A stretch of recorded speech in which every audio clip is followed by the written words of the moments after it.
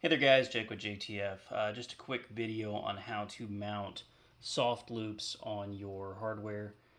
That way you can mount a sling. So a soft loop is basically this material right here.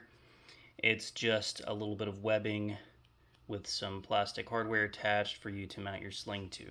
So for this, we generally recommend some basic tools like a little screwdriver, or you can even use a firing pin. Plus something like a Leatherman or a Gerber is also handy to have.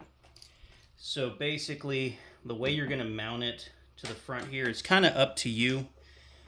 Some people like to have it mounted more rearward for their sling positions. I prefer mine up front. So what you can do is, it's generally the shorter loop that goes in the front. I'm just using a long loop today to kind of explain.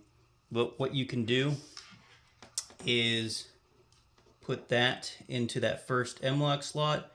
Then you take your screwdriver or other tool. Don't use a knife for this because you might inadvertently cut the webbing while you're pushing it in, and then your shit's just not going to work. So push that over to the next loop, or the next M-lock slot rather, and then you'll see it poke out right here, right? So usually you can use a screwdriver to kind of pull that out, but this is where I like to use a Leatherman or a set of pliers. You can just grab that and see, then it's gonna stick out a little bit.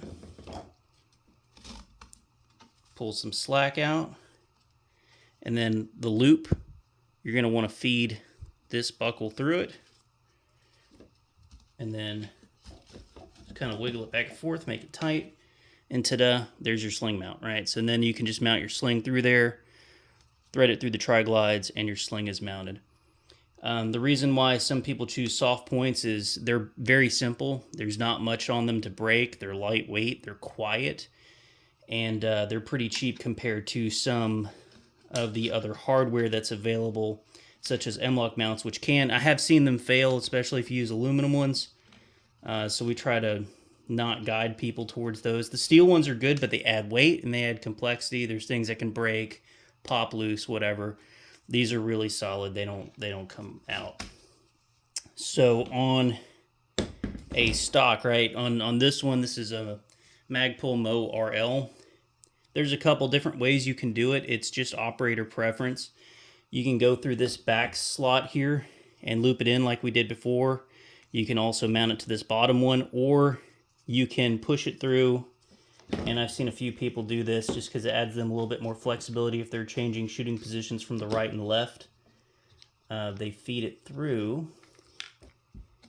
and they loop it in through the rear. So they like to have it mounted like so, where it's directly towards the rear of the stock, so it sits flatter against the chest. And then, just like with the front, you take your sling, slide it through there, mount it, feed it through the tri-glides, and your stock is now sling equipped. So like I said, you can use something basic like a firing pin, or a little screwdriver, or a Leatherman or a Gerber, and feed that in through the M-lock slots, and you should be good to go. So if you got any questions, just shoot me an email or a text. If you got my number, I'm not giving my number out on the internet. That's a bad idea.